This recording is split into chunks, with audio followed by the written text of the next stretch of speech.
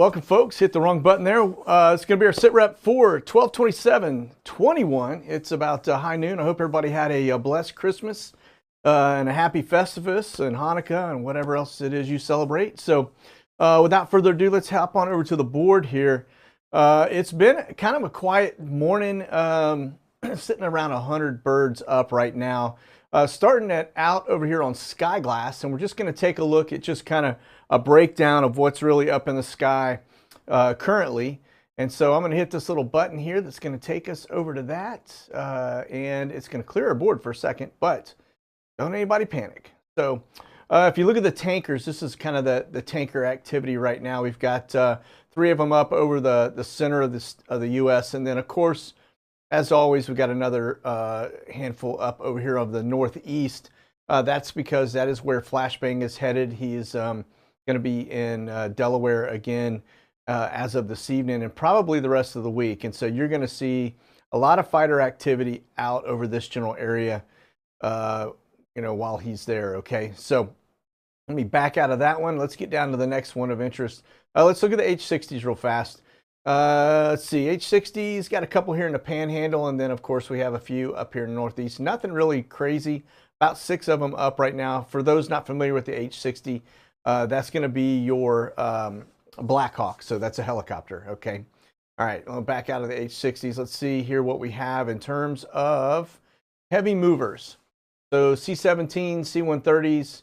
Yeah, it looks like this general area over Georgia right now is getting kind of the main lion's share. Still not a lot up. I mean, typically we're seeing 20 plus on kind of average. There's only about looks to be about less than 10. So nothing really to speak of in terms of movement and from that aspect. All right. Now, if we get over to the spybirds, we're going to look at the B703 and then the R135, and both of these don't want to really show their location, so I'm going to have to see if we can't pull them here on the map and pull me around to this one. So, all right, so one of the R135s looks to be over kind of in the Iraq area, and I'm going to highlight on him real fast, and let me hit the tracker, and we're going to see what we got here. All right, so he came out of Qatar, headed over Iraq, and I'm going to put that on my favorites so we can track him in the future. And looks like that is where he is right now. It doesn't look like he's doing any round routes just yet. So just like a little bit of a gathering of data. And then this is one of our 703s. Again, another spybird. Looks to be headed out over into Ukraine from what I can tell. This is Ukraine right here and Black Sea right here. So that is one of many. We're going to talk a little bit more about those here shortly. And then this one here was over Georgia. This is actually over the Atlanta area. We kind of see them down near Macon, and doesn't appear to be doing too much. Looks like his route, let me get directly overhead and see what we got. Looks like he's just doing a little bit of stuff there, South Georgia, along the coastline. But kind of a normal thing for that to happen there. The 703s, they fly out of Macon and then they do some routes and then they land. Doesn't mean they're not gathering data, but the data point, all right? And as always, we just keep our eye on those guys because we know they're always up to something. And then, of course, this is actually going to be some of our D328s.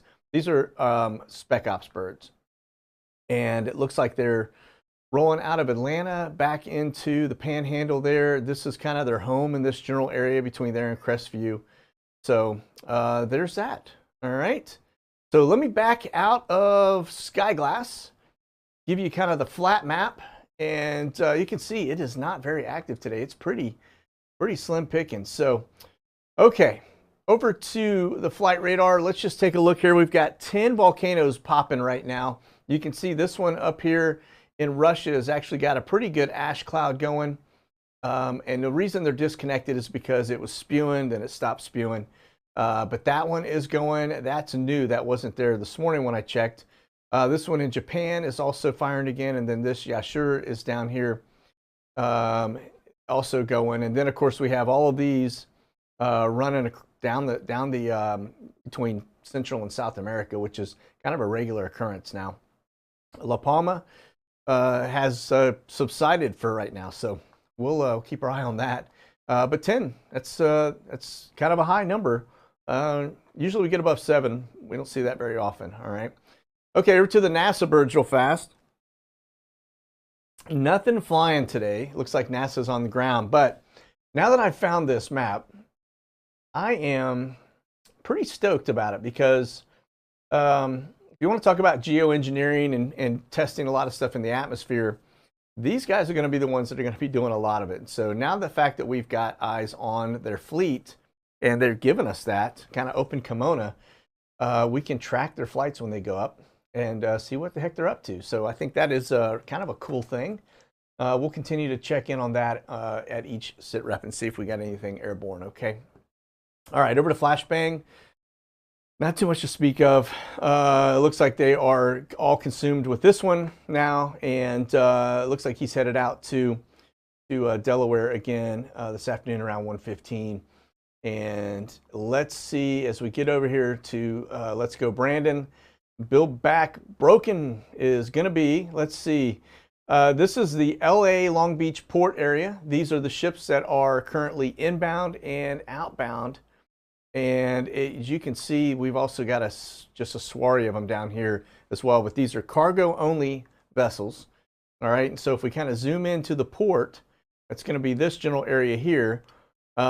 These are coming inbound, and these are exfilling. So that one looks like it's headed, well, actually it says it's going into Long Beach. So that would be, looks like they've got them sitting out here because they can't get in here. This is kind of the waiting area. These look to be waiting as well. That one's going into LAX also.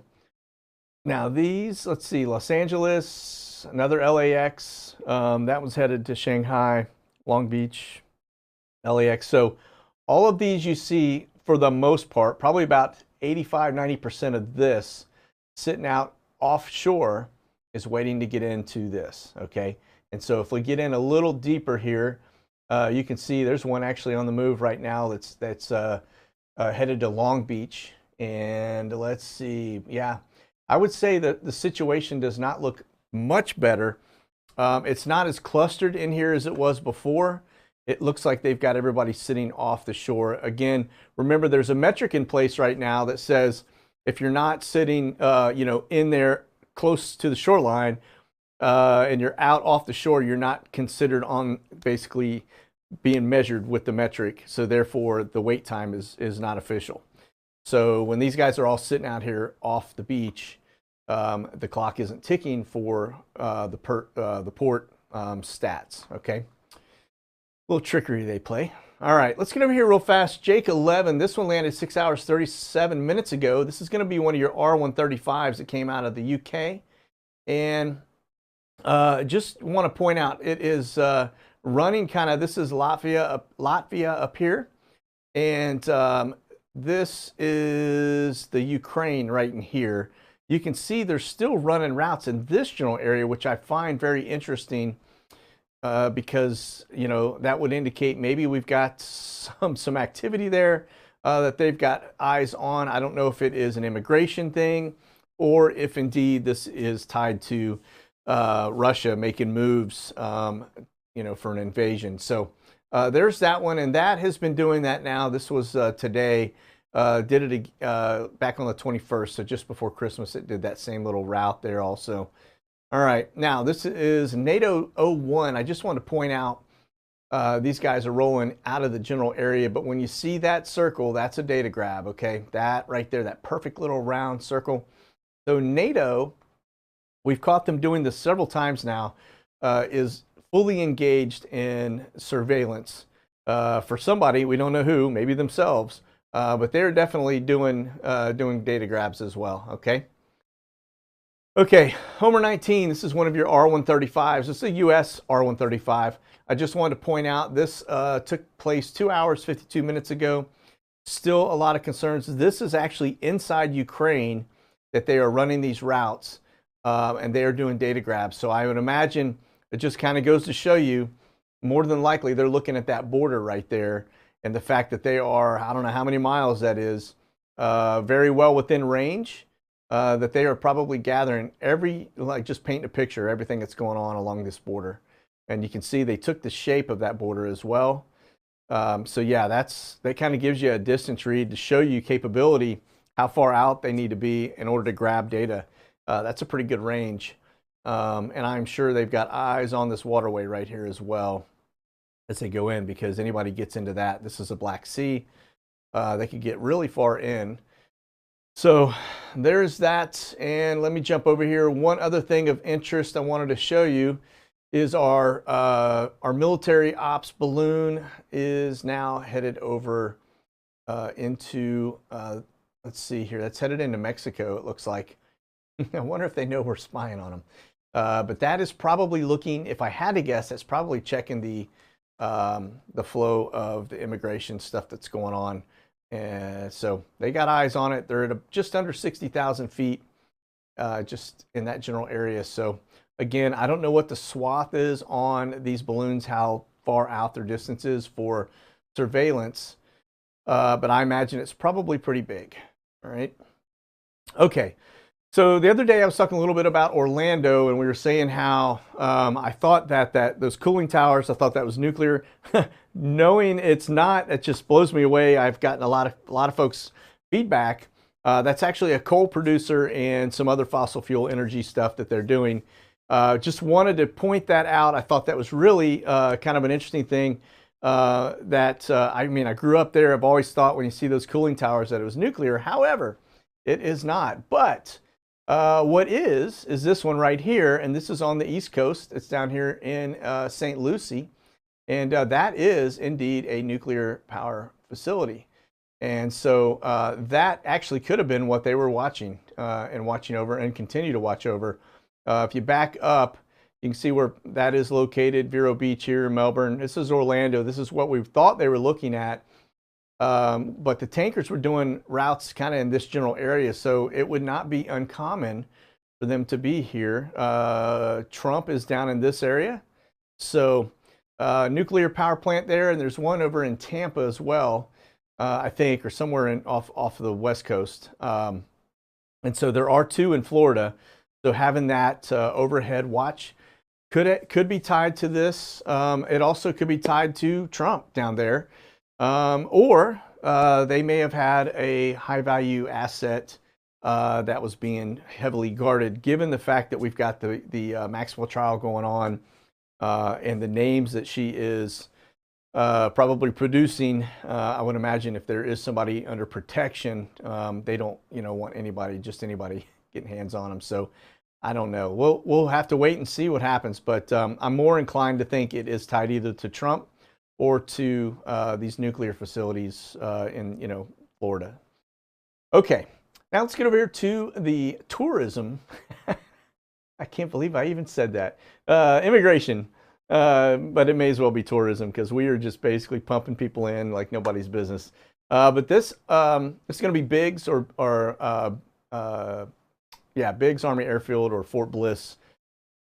So you can see this is on the board today. We do have an Omni Air coming in. Now, I'm not sure if this 767 is going to be troop movement or if it's going to be related to poppies, okay?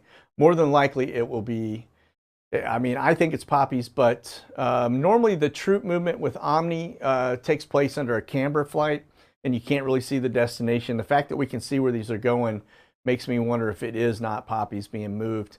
But this one arrived from Indianapolis, and you can see it's headed over to Fort Worth Alliance. But note the time, 2:06 a.m. So this one here is going to roll out in the dark of the night, wee hours of the morning, and that ought to be that's pretty suspect. We know how they like to do things, move in the middle of the night so nobody has eyes on them. So. But there's that. It's up at Fort Worth Alliance. And that airfield at Alliance has actually got some high spots around it. And it's pretty visible from a distance. If you're in that general area, you can probably have some binoculars and have eyes on exactly what's going on out there pretty easily. So, okay, so there's that one. We did have these flights also, just so you know, if we get back into the arrival, we had the same thing take shape. That was Sunday, actually. On the arrival side. So this, and then the Fort Worth Alliance one was Friday. So you can see they've been kind of doing a round robin between there and Fort Worth Alliance. All right, and I just hope it's not troops. I'll be honest with you, because that ain't far from here, and to think that they were stacking troops up there in Fort Worth Alliance would not be good. Okay. All right, now let's see here. Let's go over here to Swift Air. Swift Air is kind of an interesting deal. Now, it's starting to repopulate. I'm going to show you guys in just a second the board and how it looked just about an hour and a half ago. But you can see a lot of flights. These are all now on the north side of the border. And I'm going to show you what that flight looked like here just a second. Let me get down here to my Swift key tab. Okay. Now you can see on this one, it was chock full, but everything was south of the border for the most part. We had flights leaving all the way down in from Valley into El Paso, moving back and forth. We had Phoenix into Valley. The Valley location is a border town. Then we had Milwaukee down to Cancun. We had Havana into Miami, and then Mexico into Miami. A lot of flights out of Valley down into Mexico. I thought that was interesting. And of course, another Laredo to Port-au-Prince, Haiti, which that's kind of a regular one. So my guess is they've got more people that are coming through, and they're just putting them on flights and sprinkling them back into their hometowns. So, okay, so there's that. Now, whether or not they're being deported, I don't know. I imagine the ones that are leaving the country to Haiti are probably deportation and not coming back with people. At least I hope not. This one flight at the top right here that's going from Saginaw, Michigan down to Will Rogers, I kind of feel like that may be a prison flight, but I'm not fully sure. But I do know that like U.S. Marshal Service and a bunch of other folks actually use Swift Air and some of these other ones as charters. Okay. All right, let's take a look at Guantanamo Bay, and it is quiet. The board is clear. We've got nothing. I looked on the arrival side over the weekend and nothing there. We had Friday was our last little flight, which was a regular flight that came inbound. And so I would say it looks to be, I don't know, we'll just keep our eye on it. This is the board for trials. You can see we got about a 2-week hiatus, nothing on it. If we get into January, you can see that actually picks up again. Starting around, actually those are canceled the first week of January, so around the 10th to the 21st, okay? And that is going to be, I'm not even going to try and pronounce that. So, all right. Now, here's one that was interesting. I was actually on my own tracker this weekend, and this little dude flew overhead, and I was like, what is a Chinese bird doing in the United States? And so I started looking at this particular aircraft, and I just wanted to point out that it was down, it's been in Los Angeles, it's been in Las Vegas, it's been in Houston, and then it went back up to Anchorage, and then it boogied back over to China. And so very interesting. I don't know why, but that is not, normally if you get a flight that comes in from China, it's going to go to an end destination. It's going to basically let a load off, and then it's going to bolt back. Like, for example, you could get one that went from Wuhan to Los Angeles, right? And people get off, people get on, and the flight goes back. What I don't ever see, and this is why I don't think this is tied to an airline per se, is when they go round robin, almost like they're doing a tour across the United States. Coming into Los Angeles, then headed into Las Vegas, then into Houston. Very interesting round robin there. So I don't know who is on this, who this aircraft belongs to. This is what the plane looks like. All right. Not a lot of markings saying China other than a little bit of that chicken scratch right here on the side of the plane. Everything else looks pretty kind of low profile. Matter of fact, it's even got the same paint job as our Spec Ops birds. If you guys remember looking at those Dorniers, those 328s, they got the very similar paint job. So not that they're related in any way, shape, or form. I'm just saying it's just kind of an interesting paint scheme on this. But again, like I said, nothing really saying China on it. But bad dude is rolling across the U.S. So That was probably a dignitary, and I'd be real interested to see if I could figure out who really flies on this, what they're doing here in the US. Okay. All right, now here is the thing that really got my attention. I was looking, I had a couple people send me information. There's a FAA and the FCC issued warnings to all of the airlines and airmen basically in their latest NOTAM. And the NOTAM basically said, which is a notice to all airmen, that if on January 5th, the US is going live with 5G nationwide, and that if they experienced anything, any anomalies, anything like that, they were to report it. But this is actually a BBC article that says Boeing and Airbus warned the US over 5G safety concerns. That was 6 days ago. And basically the CEOs of these companies have written to the FAA and the FTC trying to get them to postpone this because they say they are not ready to do this yet. They say that the C-band spectrum that is produced by the 5G wireless could interfere with the aircraft electronics. Specifically, they're saying that the altimeters are a big concern for them. Of course, that is just one of many electronics within an aircraft. So it could be all kinds of different things from an electronic standpoint. But this is an altimeter. Those not familiar with this, it basically tells you your altitude. Now, this is the old analog. If you look at the glass cockpits, they've got this same thing, but it's actually digitalized. But they all work one and the same. If this thing is out of whack, you could have aircraft flying into mountains. You could have them miss approaches. There's all kinds of different things. You could also have them on the same traffic heading, right? So if one aircraft and another aircraft, you think they're 1,000 foot apart, but if that thing is not correct and it's messing with your altimeter, you could actually have aircraft that are on the same heading and altitude and have mid-air collisions. So very, very big concern for them. Now, if this doesn't, and I'll just kind of show you, when you look at the military side, you think, not a lot of aircraft in the sky. But remember, if you look at it from a commercial standpoint, let me let this thing fill up on my screen for a minute. And you can see that the sky commercial-wise is chock full. And so if you've got something that could potentially interfere with the electronics on the aircraft, that could pose a very big problem, okay? And so that is just the US alone. At any given point, you're probably sitting around 8,500 to 10,000 aircraft over the United States, okay? And you know, these things aren't just like moving slowly in the sky. These are 500-600 mile an hour birds. When you start looking at the military plus commercial, some of them are clicking right along, and so not a lot of room for error. All right, and so that's what the sky.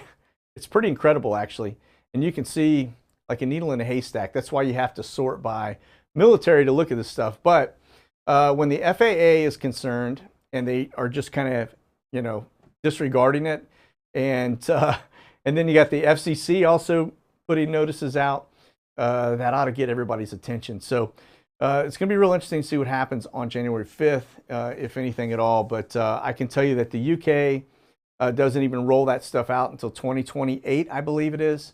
And the fact that we're going early like this is going to be interesting. So, all right, listen, folks, that is going to do it for our sit rep today. Again, I'll be back on Wednesday. You guys keep your powder dry, stay frosty. God bless. Monkey out.